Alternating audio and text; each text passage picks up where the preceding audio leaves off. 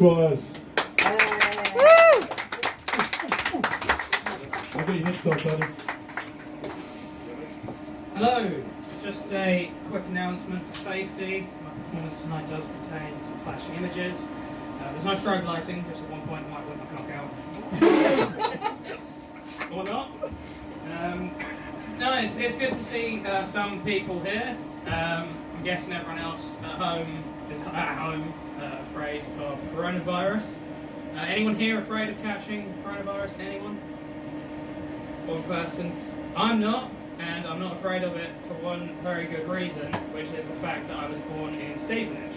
So the coronavirus is too afraid to come anywhere near me in case it gets something worse, like stabbed or fingered by a man in a bus shelter. Stevenage is basically the geographical equivalent of a colonoscopy first thing on a rainy Monday morning. It's just fucking unpleasant, and every time you have to go there, you go, oh shit. But no, I'm a little bit nervous tonight. This is my first show in over a year. The last show I did went terribly. I bombed so badly that ISIS tried to claim my set. The problem was I was in London. It was coming up to Edinburgh Fringe time, and they put me on last in the night. It was a room full of about 10 comedians, professionals, got up on stage, told well-practiced, well-written jokes, and then I came lolloping along with 5 minutes of jokes that I'd written on the train. I was about as qualified to be there as Donald Trump is to be president, and the outcome was the same, which is just a complete fucking mess. It felt like I'd been drafted in to fight with the SAS in Fallujah because I'd won laser tag on my 8th birthday.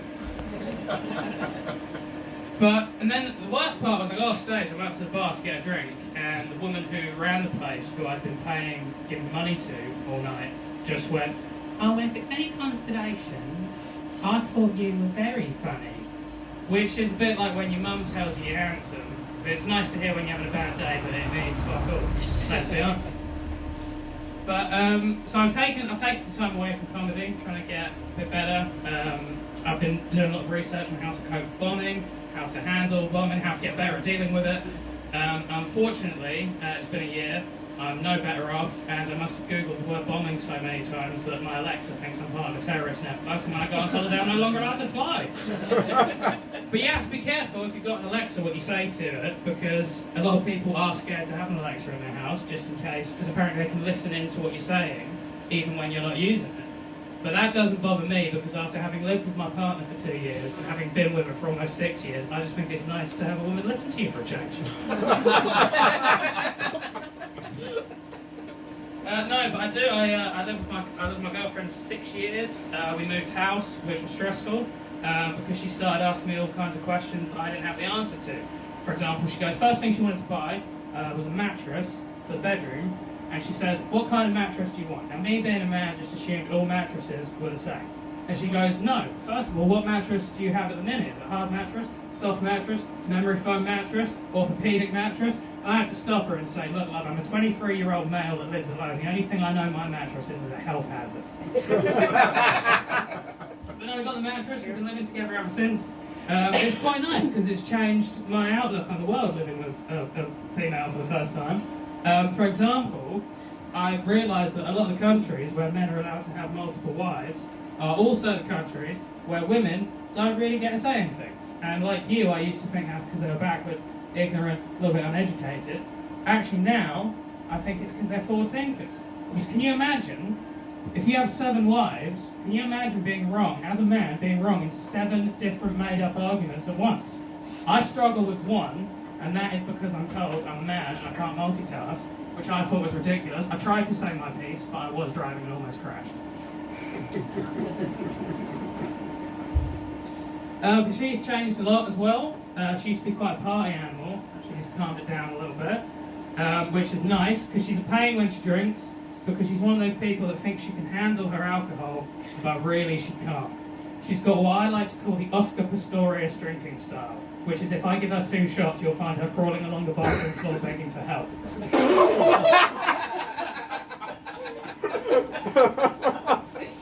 Problem being, she has bad ideas when she drinks. Like she came home one night after a long night out, woke up the next morning, felt really rough, and she says to me, Problem is, we got too drunk at the pre-drinks.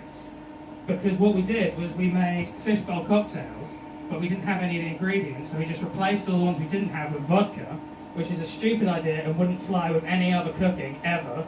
Because you imagine watching MasterChef, and the guy goes, "For his main course, Gregory has made a pan-fried duck leg with a red wine and cherry jus. Although unfortunately he's forgotten those ingredients and has replaced it with special brew." Next thing you know, the camera just pans to Greg Wallace, who's off his nut, giving it 2 thumbs up and just hoping the next cunt's made a kebab. But no, we've been together 6 years, it's quite nice. I remember when we first got together, because there is an age gap in our relationship of 4 years. When we first got together, I was 20 years old. Obviously, she was 16 years old. And a lot of people obviously like to make their jokes. Obviously, when you're 20 years old, you're dating a 16-year-old, people like to joke. But actually, I got the last laugh because if it came to the end of the month and I was ever low on money, I'd just take her on her date and the parents would pay me for babysitting. We go out to a restaurant, sit down, have a nice meal. She's like, "Oh, what's the occasion?" I'm like, "Rent?" Now be quiet and finish your happy meal. I do a lot of online quizzes. Found one recently. My favourite one I found recently was just titled, "Am I a Pervert?" It's a list of about 15 questions. You answer them at the end, it tells you, are you a pervert? And if anyone here is interested in taking the Am I a Pervert quiz, I can save you 15 minutes and tell you right now, you're a pervert. If you've ever had the thought, am I a pervert? You're 100% pervert. Do you think Mother Teresa ever just stopped at the end of a long day of building orphanages and schools for impoverished children and just went, "Guys, great work you've done, but I've just got a quick little question. Do you think I'm a pervert?" If only there was an online quiz where I had to answer the question, do I like being pissed on? But no, you learn a lot of weird stuff on the internet. I recently found out that hopefully this year, in the summer of this year, ITV want to open an I'm a Celebrity theme park in Manchester. And apparently it's going to be just like the show, because no one that goes there is going to be famous either. Alright, I'll leave you with this one. This is another thing I learned online, according to a recent survey, 75% of women do not object to having a picture of them taken during sex. But in a survey I conducted, 100% of women do object to buying a copy of that picture on a keyring on the way out. Thank you very much. You've been great. Good night.